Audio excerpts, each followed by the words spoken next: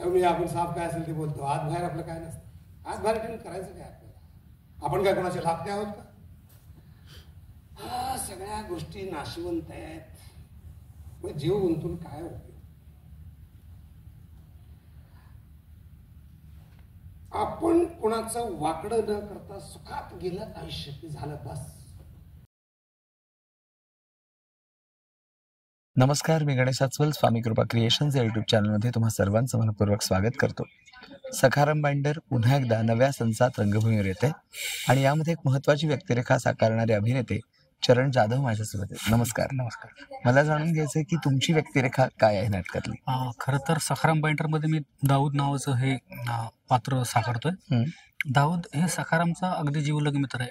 म्हणजे सुखदुःखाच कायम त्याच्या सोबत असणारा, त्याला वेदना झाली तर याला त्याचा त्रास होणारा, सखारामचं खूप चांगलं चाललंय तर याला आनंद होणारा, असा तो इतका तो क्लोज असं हे पात्र आहे दाऊदचं. आणि ते मी या सिनेमात नाटकात करताय. सयाजी शिंदे यांच्यासोबत काम करताना काय वाटलं?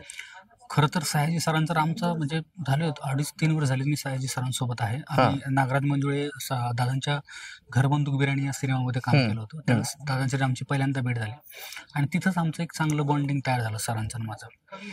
आता मी 3 वर्षापासून सरांसोबत असतानाही रंगमंचावर वावरताना मला एक कॉन्शियसनेस असायचा की समोर सयाजी सर आहे. तर ही भीती कायम असायची. तर विंगेत ज्यावेळेस मला एंट्री घ्यायची त्याच्या 5 मिनिटं आधी मला स्वतःला बजावं लागतंय की सयाजी सरने सखाराम आहेत, सयाजी सरने सखाराम आहेत. तर माझ्यामधली जी भीती होती ती मी कशी तरी काढण्याचा प्रयत्न केला. आता मी त्या पात्राच्या अगदी जवळ मला मोठा संघर्ष करावा लागला त्या. अच्छा. पण त्यांनी जे सहकार्य दिलं त्यामागं ही एक आदरयुक्त भीती ही होती की मी ज्यावेळेस कॉलेजला असताना मी सरांची नाटकं वाचलीत किंवा त्यांचा परफॉर्मन्स बघितला किंवा ज्यावेळेस मी एका टुरिंग थिएटरवर कामाला होतो त्यावेळेस सरांचे सिनेमे तिथे लागायचे. त्यावेळेस मी त्या टुरिंग थिएटरवर कामाला होतो. तर मला असं वाटतं की काळ किती ताकदवान आहे ना, की एक काळ होता की मी टुरिंग थिएटरवर सरांचे सिनेमे लागायचे त्यावेळेस मी तिकीट फाडायला असायचो किंवा मारला असायचो. आज मी ज्यांना पडद्यावर बघितलं आज मी त्यांच्यासोबतच काम करतो, स्टेज शेअर करतो. तर हे म्हणजे अजूनही माझ्या मेंदूला ते असं वाटतं की स्वप्न होतच वाटतं, हे खरं आहे की खोटं आहे.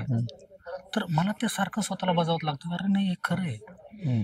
आणि ते एक जे वेगळं दडपण आहे ना, त्या दडपणातनं या सगळ्या गोष्टी मी फेस करत इथपर्यंत आलो. आणि आता 4 तारखेला नाटकाचा प्रयोग लागला ना, आता तो होणार आहे. माझ्यासाठी खूप मोठी गोष्ट आहे.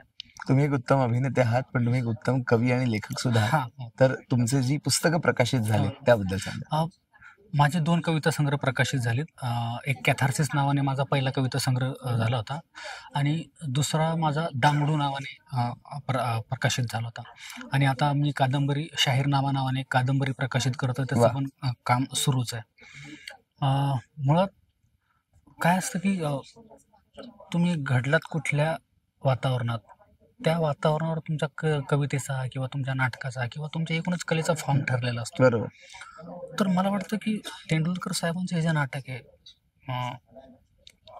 सखाराम बाइंडर, यावर पण आपण फार बोललं पाहिजे. आणि हे नव्या आकलनाचं नवीन नाटक आहे. हे जरी तेंडुलकरांनी 70-72च्या दशकात किंवा 50 वर्षापूर्वी लिहिलं असेल तर हे नव्या आकलनासहित, कारण इतक्या मोठ्या जो स्पेस गेला, इतका मोठा जो काळ गेलाय, यामध्ये दिग्दर्शनाच्या कक्षा रुंदावल्यात, टेक्नॉलॉजी रुंदावली आहे, एकूण सादरीकरणाच्या पद्धती रुंदावल्यात, शैल्या रुंदावल्यात. तर मला वाटतं हे नाटक जरी 50 वर्षापूर्वीचं आपण जुनं म्हणत असलं तरी हे नव्या आकलनासहित आलेलं आजचंही नवं सखाराम बाइंडर. खरंय. आणि आपण प्रेक्षकांना सांगूया की नाटकाला उत्तम प्रतिसाद द्या, चॅनलला सबस्क्राईब करा, व्हिडिओला लाईक करा, शेअर करा. तुम्हाला खूप खूप शुभेच्छा. थँक्यू.